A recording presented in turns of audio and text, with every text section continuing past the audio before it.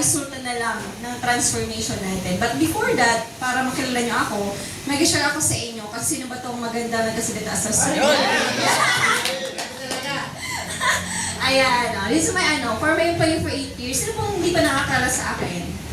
Or nakita na ng paulit na ayan, so ito po yung background. For my employee for 8 years, and 8 years po akong nag-work, and kasi syempre, ano ba? Wait, na-overwhelm ako. Tapos kami yung sarili niyo.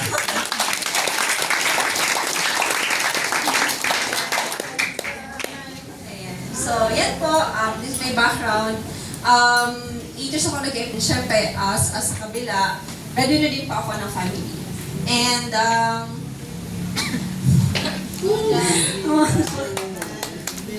ayan, okay.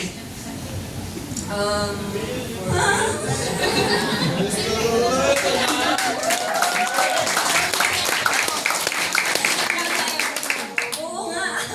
Pila ko sila sa Zoom ako. Anyway, yeah, balik tayo. 8 years po ako nag-empleyado and kumbaga,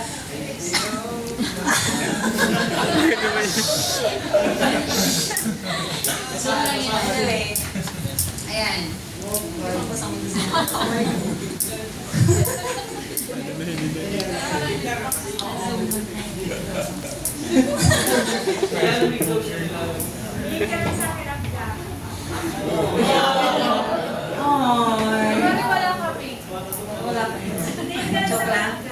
Joke lang talaga. Ini-enjoy ko lang yung moment. Kasi, kumbaga, ano yan, matagal din ako nakaupo dyan before, kumbaga sila ako sa nakikinig. But then, right now, isa ako sa nag-share. So, yeah, for my isa rin ako sa walang alam before.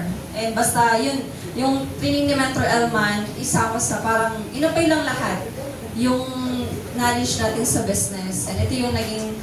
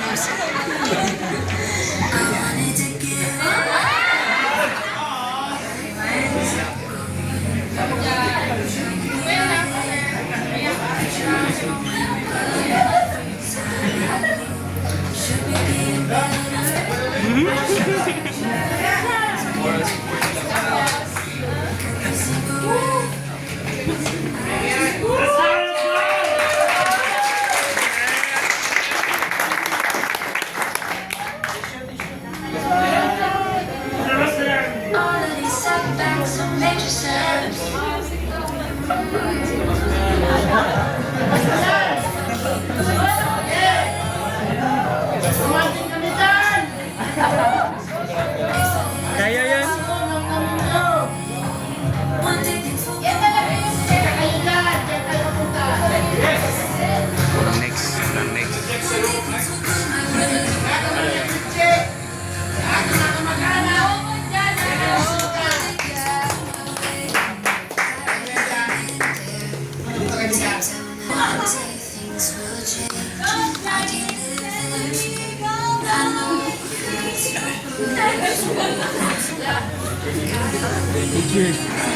Brad, hindi siya makapagsalita. Hindi siya makapagsalita sa iyo. Sobrang grateful. Maiyak guest. I-share, parang ang na-feel mo lang na-excite ka. Tapos,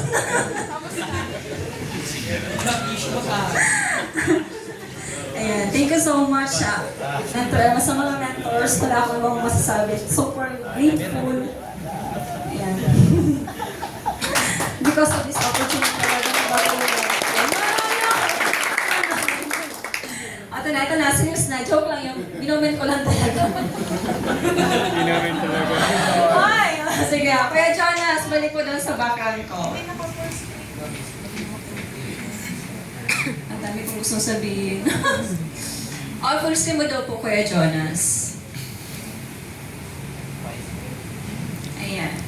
So, So anyway, 8 years po ako nag-empleyado, and because of this opportunity, kumbaga, nagkaroon ako ng chance na pwede palang mabago yung life ko. And noong una, wala akong alam. And sige na ako sa inaral yung business. Walang pangkuhunan, ba't ginawa din ng paraan. And as a breadwinner is, all I want is to provide for my family. And of course, nagkaroon ko ng isang commitment. Isang bigyan ng magandang kinabukasan yung anak ko. Di ba? Di ba? Mas lalong dapat na kailangan mo tong gawin. Tama? Kasi ako, nakaten ako ng training ni Mentor O.J. Chua. Yun talaga parang nagkaroon sa akin ng transfer, parang nagkaroon ko ng idea na dahil sa share ni Mentor O.J., doon ako nag-resonate sa kanya. Na yun din ang gusto kong life na meron siya. Kaya thank you so much Mentor O.J., Mentor Brian sa for the chance na mabago yung life ko because of this opportunity. So yun na yun, kumbaga ito, noong una, wala akong alam. Sabi ni Mentor Elman, ang pinakakailangan mo dito aral is your skills. Ako talaga inaral ko lang yung negosyo. Binigay ko din talaga yung effort ko, yung sipag ko sa trabaho ko, nilagay ko sa negosyo. Yung disiplina, lahat, and everything. Empleyado sa umaga, negosyante ako sa gabi. Ganun ako kalisidido. Kaya kung ikaw, kung dito ka na sa business, kung masipag ka, mas ilagay mo sa business natin. Kasi ang goal ko talaga noon is makapag-resign. Kasi sawang-sawa na ako sa pagtitipid doon eh. Sawang-sawa na ako sa walang ipon, nababaw sa utang. Kaya kumbaga, ginalingan ko. Yung sipag ko nilagay ko lang sa business natin. And nung nakapag-ipon ako part-time, doon ako nakapag-design na full-time yung business. Ako, bago ako nag-design, talagang clear na clear sa akin na ano yung pwede mangyari sa akin sa hub. Kaya kung ikaw kung nasa hub ka, dapat alam mo ano yung pwedeng mangyari sa'yo. Alam mo bakit ka nandyan, bakit ka nagpupuyat. Dapat alam mo yung rason at alam mo yung kung saan yung gusto mong result dito sa business. So yun na yun, and design ko, naghabagad, and doon na nag-start yung journey ko sa business. Next po. Ayan. So ito, ay, buko po yan. Ayan. Next po, bago pa. Before. Ayan. So I'm so grateful sa mga mentors na nag-share sa akin ng business. Yan si Mentor Brian Bonus. Kaya di ba sabi Mentor Elma, pag sinasabihan ka ng mentor mo, talaga makinig ka, makinig ka sa kanya. And si Mentor Joseph Tim talagang, simula nung ninunturan niya ako, talagang doon nagbago talaga yung life ko. Sinunod ko lang lahat ng pinapagawa niya, pati yung si Mentor Brian, lahat, sinunod ko lang din. And ito yung nangyari sa akin. Andito sa negosyo natin, sige po, next. Ayan, bago pa. No. Sa unahan po, sunod po doon ng mentors. Ayan. So ito, nung full-time ko siya, sa negosyo natin, mga pagdadaanan siya. Pero kailangan mo lang talaga is tumuloy-tuloy and itawid mo talaga yung business. So dito ko na-experience na kumita ako ng 6 figures. Palapakat niyo naman. Ayan, 100,000. Ito, 100,000 na to. Ito na yung saldo ko for the whole year sa trabaho ko. But because of this opportunity, dito ko na-experience na yung 100,000 pala is pwede palang kitain in just 1 month. And hanggang na-hit ko yung 200,000 and I hit my first million. Actually, yung first million natin, it's not about the 1 million pesos cash na kinita mo. It's who you become behind that result. Yung personal development, dito sa hub natin, sa negosyo natin, ang dami mong tutunan. Like example, yung kay Mentor Alman, di ba? Parang habang nakikinig ako kanina, ang dami din na bago din sa character ko. Not just, kasi income given naman dito eh. Talagang nakikita ka talaga ng malaki as long as ginawa mo ng maayos yung business, tapos nakinig ka talaga, inayos mo talaga yung sarili mo. And di ba yung dating Android phone, nakakapag-upgrade ng Apple gadget, and at the same time, ang daming tao na tulungan. Hindi na naman kasi mag-income ka dito, hindi dahil sa effort mo lang, kundi sa effort din ng mga taong nagtiwala sa'yo, nakasama mo sa journey mo sa business. Right? And next po, Kuya Jonas. Ayan. So dito, actually, bago talaga ako nag-join dito sa business, partner talaga ako. Kung mga partner dito, alam niyo yung party-party? Ayan, so talagang doon ako sa una na bali, parang mababaw lang talaga yung reason ng pag-join ko dito. Di ba naman na makakatulong sa family, pero talagang na-expose ako sa mga events ng Technocrats. So doon din nagpa-excite din sa akin. So yan, mga lifestyle, local travels, tapos yung Boracay travel. Actually, yung Boracay, sa iba normal. Pero sa akin, parang pangarap ko siya before. Kasi ang Boracay pa nag-Boracay ka before, 10,000 pesos pa lang yung package. 10,000 pesos na yun, isang buwan ko na yung soldo. And kada ako matravel, kailangan ko magtipid, kailangan ko mag-render ng mga services, like i-offset yung araw na wala ako sa work para magkaroon ako ng travel. Tapos pag uwi, wala naman pera. O, di ba? So dito sa negosyo natin, because of this opportunity, ito ko na-experience na mag-travel, local. And one thing na gusto ko din travel namin is yung travel with Mentor Joseph Lee. So 3 days show na talagang kasama na sa Mentor Joseph Lee. Doon namin na-experience na na parang super exposure. Yung lahat ng abundance na pwedeng maituro sa amin ni Mentor Joseph Lee. Yun na-experience namin. Yan. Tapos ano pa? International travel. Next slide po, Kuya Jonas. Ayan. International travel. So ito, actually, it is my first international travel sa Hong Kong. Diba? And napaka-memorable yan sa akin kasi 30s, nakapunta rin ako ng Hong Kong. Diba? So, kumbaga, ito, ang tumatak din sa akin sa travelan is that pumunta kami ng Hong Kong Disneyland. So, kaya ako, kumbaga nung nakikinig ako sa fireworks, I can show you the world. Yun. So, parang yung fireworks, parang nag-flash back sa akin yung 5-year-old self ko. And I'm so grateful kasi ang daming hindi ko lang ma-express yung travel ng Hong Kong. Ayan. And of course, I appreciate sabi kasi habang nasa Macau ka, kumikita ka sa business. Gusto niyo ba yun? Yes. Ayan. So kaya kumbaga ito, yun ang nakaka-excite na and mga next na international travel pa na matatry natin along the journey. Okay po? And then next slide. Ayan. So ito yung pinaka-ano din sa akin. Kasi so, 3 years ago, tinatid din talaga sa akin mag-drive ako ng sasakyan. Actually, it's not about the car, but the process, but the person I become, the transformation, the growth, the lessons I learned along the way. Kaya I'm so grateful. Kasi dito guys, ang dami ko many times na nagkita ko sa business. Actually, ang nakita ko dito is that yung pwedeng mangyari sa akin. Yun ang mag-drive ako ng sasakyan. Actually, kumbaga marami akong sinacrifices. Hindi ako payag na walang mangyari sa akin dito. Kaya, along the way talagang ituloy-tuloy naman ang business and one thing for sure na makukuha mo din yung goal mo. Diba? Dati kasi yung pagsasakyan na yan, nag-decide ako na gusto ko na magkasasakyan. And talagang nung nag-decide ako, one day, talagang ang bilis na mga napangyayari sa akin.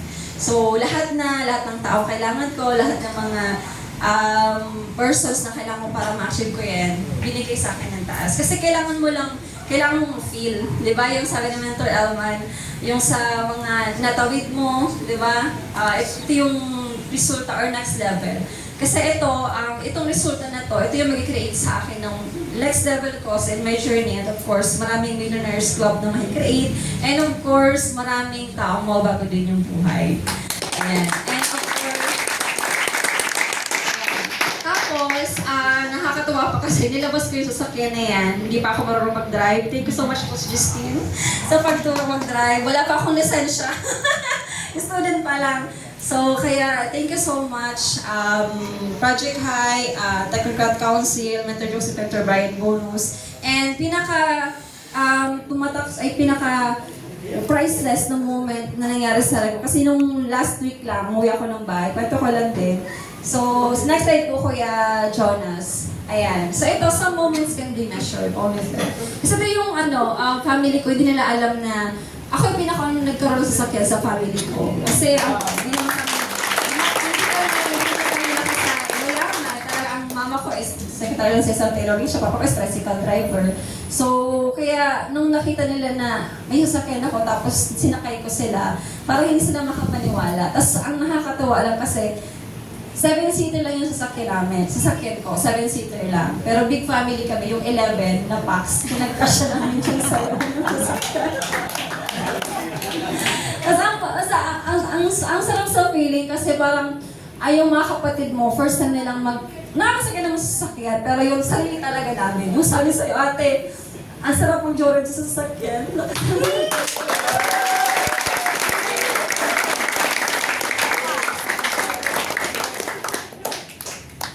So, pina-enjoy ko sa family ko. Yung anak ko, nung the day na umuwi ako sa Haba, doon yung anak ko. Tapos, nun talaga siya nag-stay. Doon siya nag-stay ng mga ilang oras.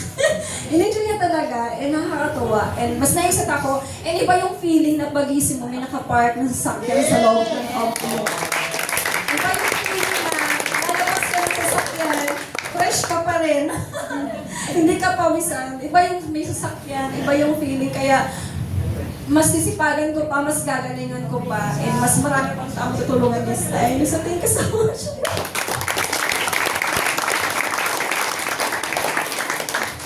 Elma, thank you so much.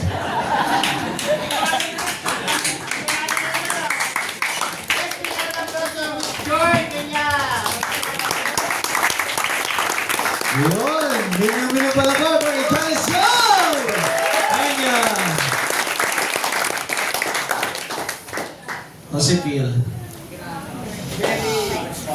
Grabe, di ba? Yun eh. Yun eh. So for me, car is there.